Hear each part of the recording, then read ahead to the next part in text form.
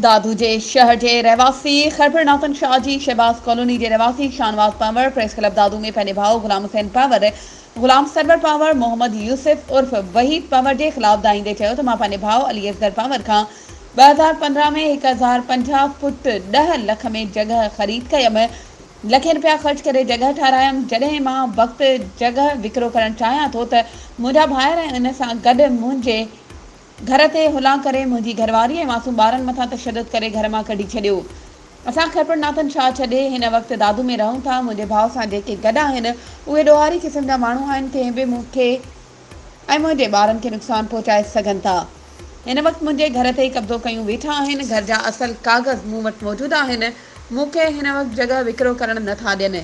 ख़रीद कंदड़नि खे धमकियूं ॾेई वापसि था कनि। हुन chief justice Sindh, IG Sindh, DIG Hyderabad, SSP Dadu, commissioner Hyderabad खां मुतालबो कयो त जगह तां कब्ज़ो ख़त्म कराए मुखालफ़नि खे गिरफ़्तार करे संदन खां तहफ़्फ़ुज़ फ़राहम कयो वञे।